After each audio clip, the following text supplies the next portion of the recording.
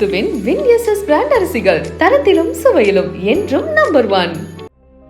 தமிழில் சைத்தான் படத்தில் அறிமுகமான அருந்ததி நாயர் கடந்த வியாழக்கிழமை இரவு திருவனந்தபுரம் அருகே உள்ள கோவளம் பைபாஸ் சாலையில் தனது சகோதரருடன் பைக்கில் சென்று கொண்டிருந்துள்ளார். அப்போது அடையாளம் தெரியாத வாகனம் பைக் மீது மோதியுள்ளது. இந்த விபத்தில் இருவரும் சாலையோரத்தில் தூக்கி வீசப்பட்டுள்ளனர். விபத்தை ஏற்படுத்திய டிரைவர் வாகனத்தை நிறுத்தாமல் தப்பிச் சென்று விட்டார். இதனால் இரத்த வெள்ளத்தில் சாலையிலேயே அருந்ததி நாயரும் சகோதரரும் கிடந்துள்ளனர்.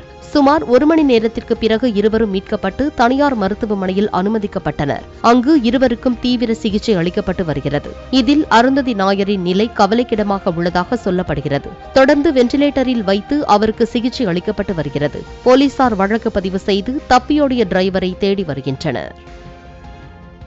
காங்கயம் முத்துவின் வின்எஸ்எஸ் பிராண்ட் அரிசிகள் தரத்திலும் சுவையிலும் என்றும் நம்பர் 1.